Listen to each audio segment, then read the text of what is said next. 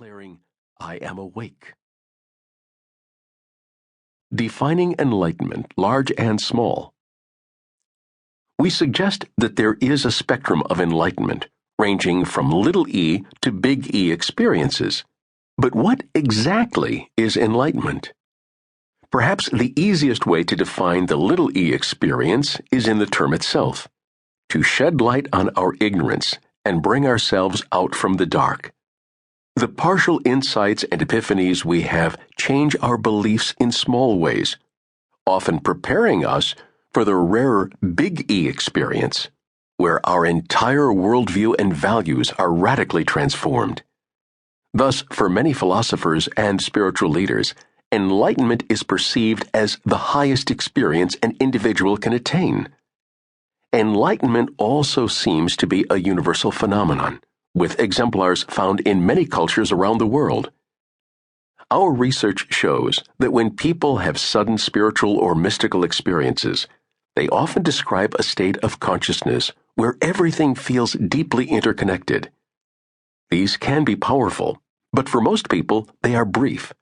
The big enlightenment is typically associated with a permanent shift of perception, awareness, and knowledge. For some, the separation between God and one's self completely dissolves.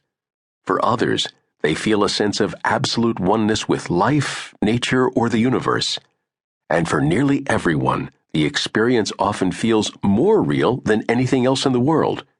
Truth has been discovered, God has been touched, and insight has been gained. Are these little e or big E experiences? From a scientific perspective, we cannot say, because it is the individual's subjective assessment or the opinion of others that dictate what size of enlightenment has taken place. In fact, when it comes to spiritual enlightenment, there will always be naysayers who will accuse the enlightened person of being delusional. Perhaps that explains why so many Orthodox religions have persecuted those mystics who claimed to see a deeper or larger truth.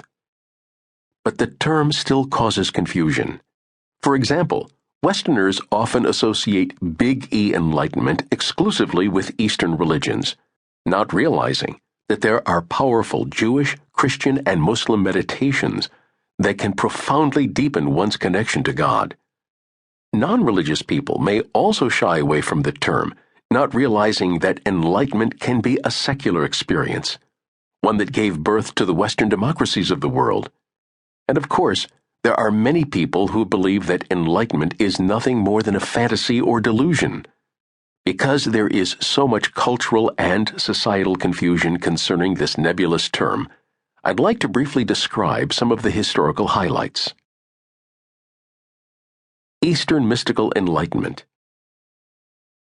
Many Eastern philosophies define enlightenment as the highest level of consciousness a person can attain.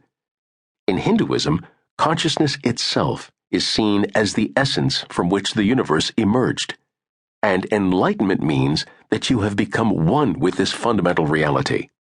In Taoism, you achieve enlightenment by being in harmony with the principles of nature, with the flow of life. In such Eastern cultures, the language of enlightenment is often put into poetry or phrased in paradoxical ways because it is so difficult to describe with words. For example, the Taoist sage Lao Tzu wrote, "Try to change something and you will ruin it. Try to hold on to something and you will lose it." In Chinese and Tibetan Buddhism, enlightenment is more personal, brought about through a process of continual self-reflection. In the Japanese Zen Buddhist tradition, students reach enlightenment only when they realize the radical truth that everything is an illusion of the mind. Such an understanding is often accomplished by focusing on Zen koans, paradoxical stories or statements, which are used to interrupt the student's normal way of thinking. A person, for example, might be confronted by questions like these: "What is the sound of one hand clapping?" Or, "What is your original face?" Any logical answer could bring a blow from the master's stick. Over the centuries, many of the Eastern Enlightenment philosophies became watered down and turned into folk religions filled with deity worship and tribal beliefs.